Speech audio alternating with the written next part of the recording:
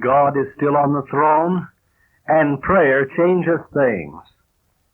I'm glad to greet you with that familiar salutation and invite you to join us for an exciting series by our guest speaker, Reverend J.R. Church. Brother Jerry Church is a television minister with a popular program called Prophecy in the News. He is an evangelist and former pastor, and no stranger to our radio audience. Brother Church will bring us 4 messages on the new money system that are exciting and well documented, and I believe will be a tremendous blessing to every listener. The first message in a series of 4 on the new money system will be on the subject, the money conspiracy. Brother Church will show you that the copper penny will soon be a thing of the past, and that as our gold was removed from the American economy in 1930s, our silver removed in the 1960s, where will it all end? He will show where it will end in the new world money. Here's Reverend J.R. Church. The copper penny is being replaced. According to a recent government report, copper coins are on their way out. Pennies are being made out of zinc. When I first heard this announcement on the nightly news, the reporter added a positive note. He said, "At least when a child swallows a zinc coin, you can see it better in an X-ray." How comforting. We were told during the presidential campaign that our national budget would be balanced, that inflation would be curtailed, and that our dollar would be strengthened. But alas, we find business as usual in our nation's capital. The latest word is that we can expect a balanced budget by 1984. I'm sorry, but I fail to understand why we cannot have a balanced budget this year. Why should it take the powers that be 4 years to pull our nation's budget back into line? Why are we promised a balanced budget just in time for the next election, and meanwhile suffer unparalleled inflation and the highest interest rates in the history of our nation? Is it really necessary to take away our copper coins? Perhaps we should ask, was it really necessary back in the 1930s to take away our gold? Was it really necessary in the 1960s to take away our silver? The result of those moves can be seen in the value of our nation's currency today. If all goes according to schedule, soon all paper currencies will be rendered worthless, and electronic funds transfer will be forced upon the population. Of course, that seems to be the direction our dollar has been driven for several years now. In August 1978, United States Senator Jacob Javits told the Senate, quote, "The world monetary system eventually will be restructured in a way that would gradually replace reliance on the dollar. This new arrangement," he said, "will make the monetary system more responsive to international financial reality." End of quote. In December of 1979, Dr. Franz Pick, renowned World Currency Authority, was quoted in the Silver and Gold Report as saying, "The most serious problem we face today is the debasement of our currency by the government. The government will continue to debase the dollar until it will be forced to create a new hard currency. It will take at least $100 to buy a new dollar. A currency reform is nothing but a fancy name for state bankruptcy. This currency reform will be imposed with swiftness and brutality. A currency reform completes the expropriation of all kinds of savings. It will wipe out all public and private bonds, most pensions, all annuities, and all endowments." Julian Snyder published a newsletter called International Moneyline in February 1978. In the report he wrote, "The United States is trying to solve its problem through currency depreciation. It will not work. If the crash does not occur this year," he said, "it could be postponed until 1982. It is reported that the dollar could become obsolete within 2 years, all paper currencies in 4 to 5 years.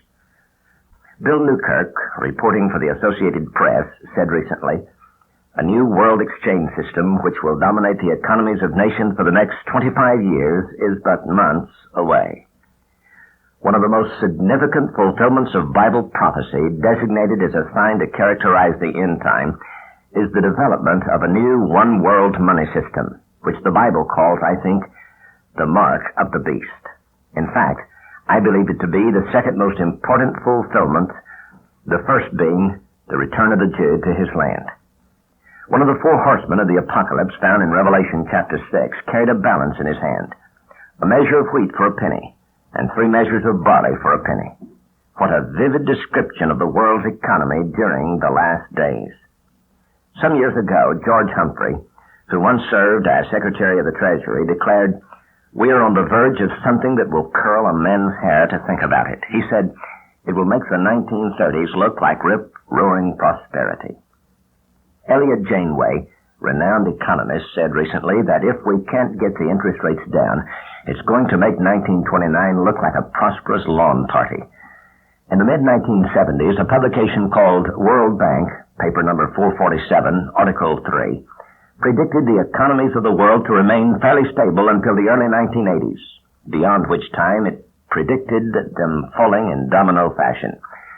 Is there any wonder that Ludwig Erhard, who was the finance minister in Germany following World War II, one day declared, "Give us problems or give us depression, but do not give us inflation, for it is the sure eventual death to every economy." From 1870 to 1933, the American dollar was on the gold standard. When a currency is backed by gold, there is a built-in discipline, and the government cannot manipulate the currency. In 1933, however, President Roosevelt accepted the advice of Englishman John Maynard Keynes, who insisted that deficit spending would be like a shot of adrenaline into the heart of the economy. This required removing the dollar from the gold standard and allowing the government to begin the slow but sure process of debasing the dollar.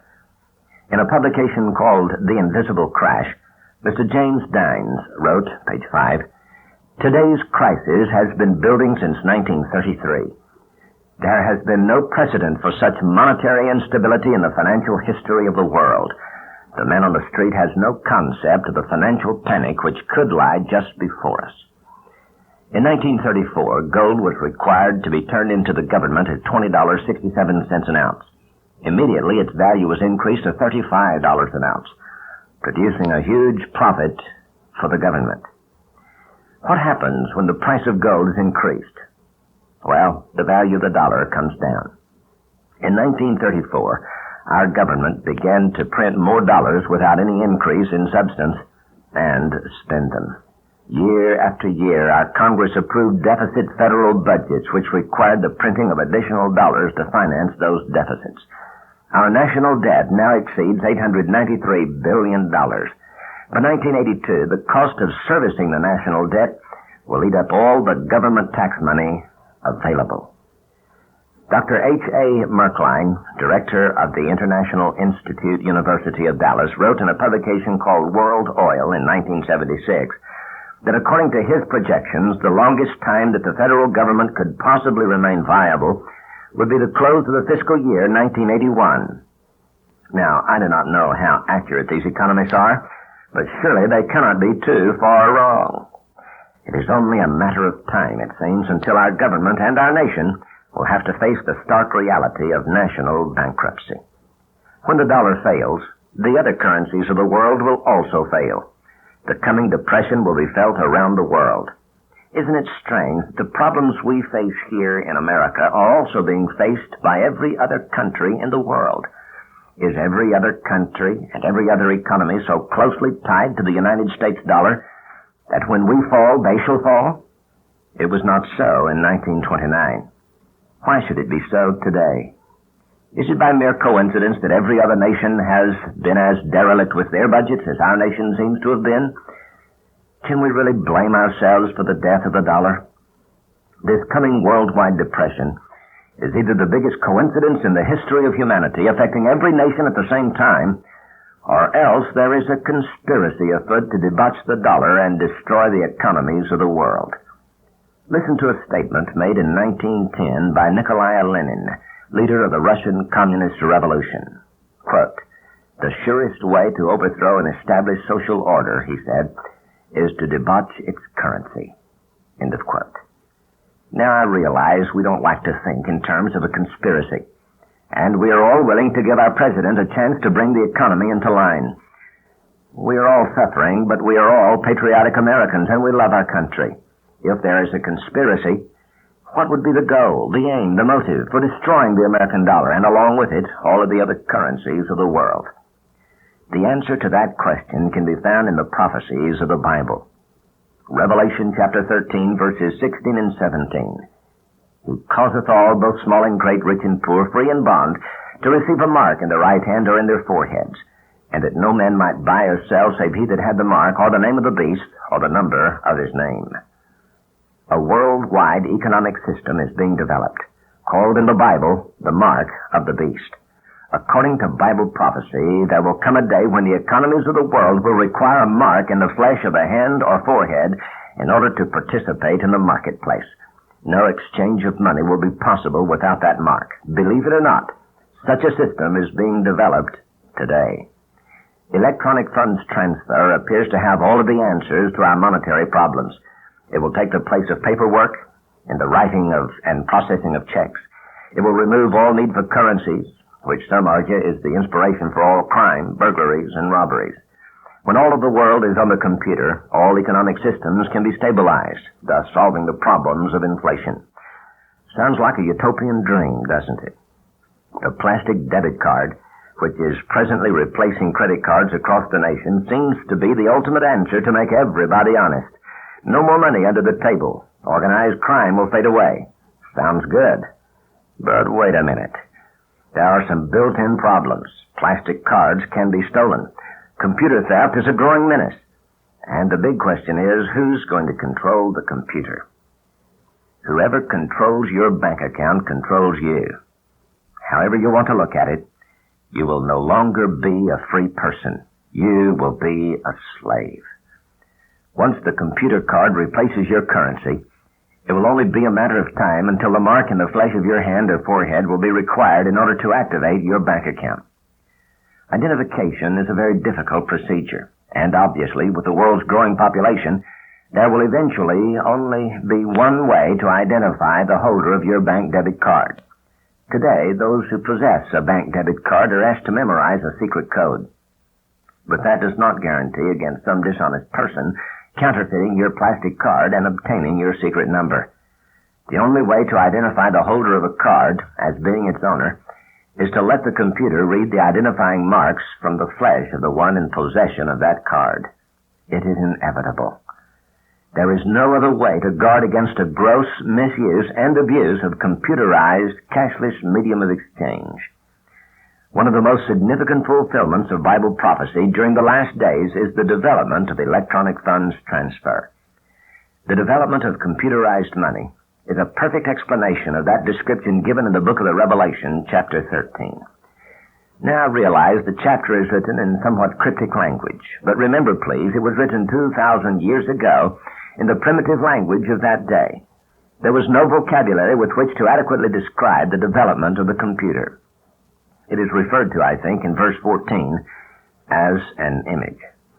According to the scripture, life was given to the image so that it could speak.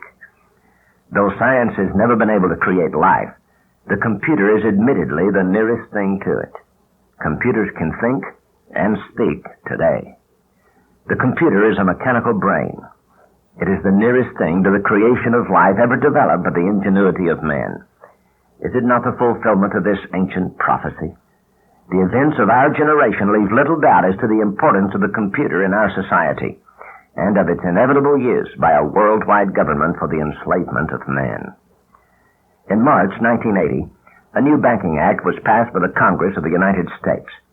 It required 40,000 banks to join the Federal Reserve System. Until then, only about 4,600 banks were members. The Christian Science Monitor of July 29, 1980, alluded to the Monetary Control Act of 1980 as, quote, Big Brother comes to the banking industry, end of quote. In the February 1981 issue of American Way magazine, there was an article entitled The Culpeper Connection.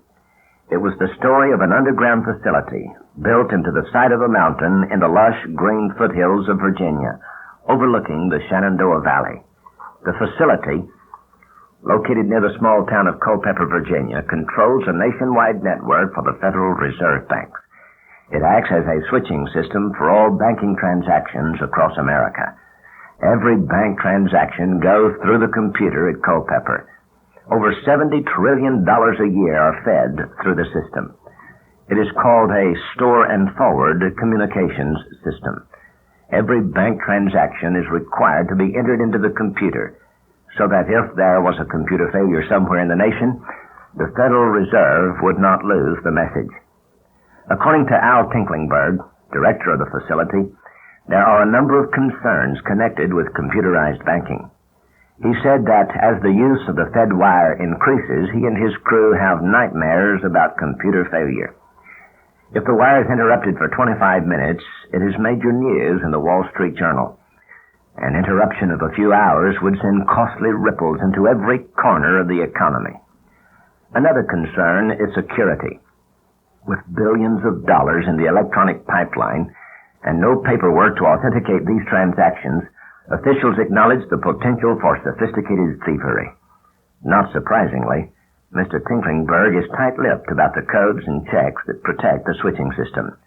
He said, "We recognize there is a growing potential for computer crime, so we are increasing our efforts to keep the risk at a proper level." The system is designed particularly for use in case of a national emergency. Tinklingberg said, "The reason we are underground, the reason for the dormitories and such, is so personnel from the Board of Governors in Washington could come here prior to an emergency and stay until all danger of radiation was over. The switching system at Culpeper is prepared to house, feed, and put to work more than 400 key workers who would be evacuated from the Federal Reserve in Washington, D.C. and Richmond, Virginia. The system is designed primarily for emergencies, just in case there is a nuclear war. According to the article, the giant computer buried underground in the side of a mountain near Culpeper is the main switching system for electronic funds transfer in the United States. Through an organization called Society of Worldwide Interbank Financial Telecommunications Systems, called SWIFT for short, there is a satellite communications connection with another switching system in Brussels, Belgium. The computer in Brussels has the ability to record the bank accounts of some 2 billion people. Another larger computer has been built in Luxembourg. According to information I have received, it too is located underground. The computer in Luxembourg has the ability to assign every person on the face of the earth a bank account number. It is the computer that has been widely acclaimed as the Beast. As I understand it, all banking systems throughout Europe and America are presently connected to the giant computer system. Electronic funds transfer has also been introduced, offering an alternative to the use of currency and coin. The development of this system has progressed so rapidly over the past few years, it is mind-boggling. Within the next few years, it is conceivable to believe that all currency will be replaced by the computer, and all plastic credit cards will be replaced by one electronic funds transfer card. What a coincidence that this gigantic computerized system of cashless banking has been developed and implemented at the same time the dollar is dying. What a coincidence that while the dollar is faltering and the currencies of the other countries of the world are likewise faltering. Now, it seems to me that one person's loss is another person's gain. And yet, around the world, there are uniform losses and nobody's gain. If everybody's currency is losing value, who's picking up the profit? Soon, it appears, world government will be the winner, and the individual will be the loser. However, that is not the end of the story, for then will begin that period called tribulation. A holy God will pour out his wrath upon an unbelieving human race. It's coming, dear friend, just as the Bible said it would. Thank you, Brother Church, for that very inspiring and up-to-date message. I am sure you will appreciate the 4 messages by Reverend J.R. Church on the new money system. He will also be talking about the common market and about the numbering system 666. Don't miss a single exciting message. Until tomorrow, God bless you, each and every one.